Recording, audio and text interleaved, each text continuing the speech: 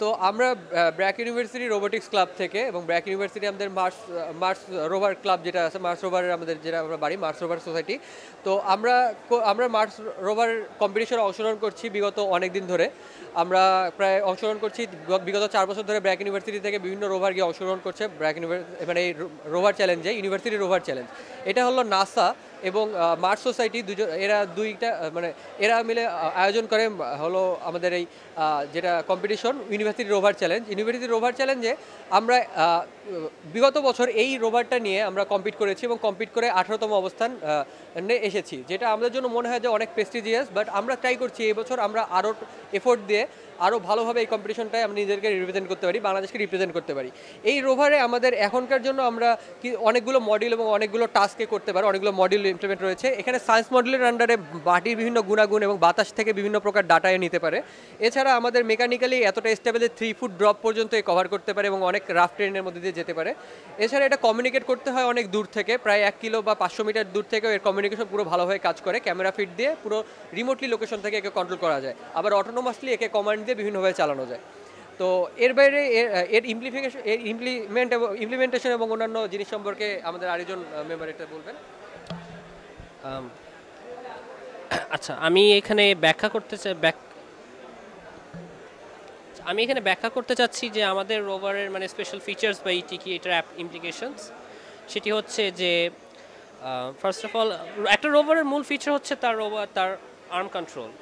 তো এই আর্ম দিয়ে আমাদের আর্ম রিলেটেড আমাদের মেইন কম্পিটিশনে দুইটা মেজর টাস্ক ছিল, একটা ছিল এক্সট্রিম রিট্রিভাল আর একটা হচ্ছে ইকুইপমেন্ট সার্ভিসিং অ্যান্ড ডেলিভারি।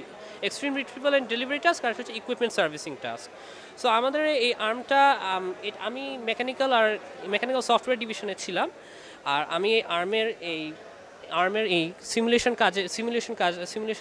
কাজে নিযুক্ত ছিলাম। সেটা ছিল 60 degrees inverse kinematics software, MATLAB software simulate করেছিলাম, যাতে আমরা আমাদের আর্মের পজিশন কীরকম সেটা আমরা ভেরিফাই করতে পারি। আর এই আর্মটা 60 ডিগ্রিজ ফ্রিডমের পাশাপাশি আমাদের আরেকটা গুরুত্বপূর্ণ ফিচার ছিল, সেটা হচ্ছে যে আমরা সায়েন্স টাস্কে আমরা ইউআরসি 2017 সায়েন্স টাস্কে আমরা 83 আউট অফ 100 স্কোর করি, highest amongst the 6 Bangladesh teams that have qualified. So সেই টাস্কে আমাদের সায়েন্স মডিউলটা ছিল খুব ভালো। আমাদের সায়েন্স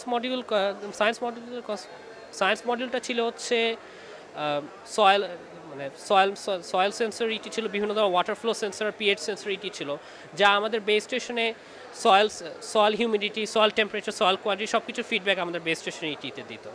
আমাদের রোভারের আরেকটা বিষয় হচ্ছে অসমতল ভূমিতে এটা মানে রোভারটা মানে চলতে একেবারে করতে পারে।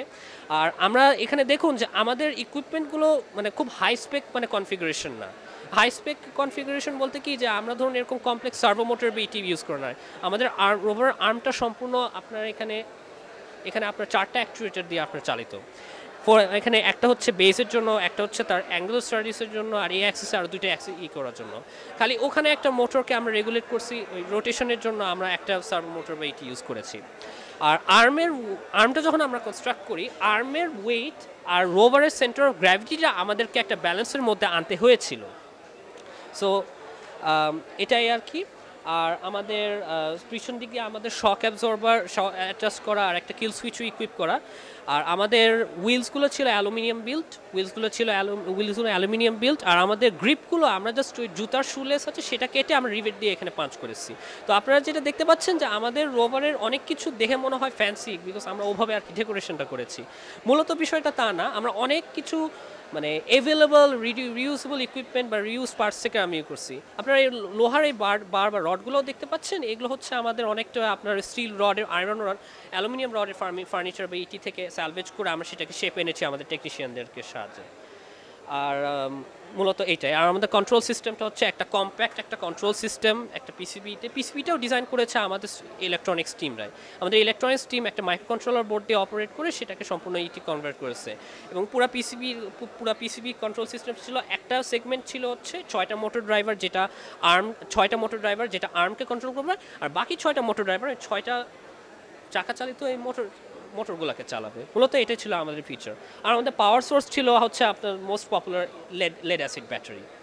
আমরা অনেক লো স্পেক কনফিগারেশন দিয়ে আমরা দেখা গেছে যে আমরা অনেক কিছু অ্যাকমপ্লিশ করতে পেরেছি। মূলত আমাদের রোভারের ফিচার হচ্ছে এটা। ধন্যবাদ।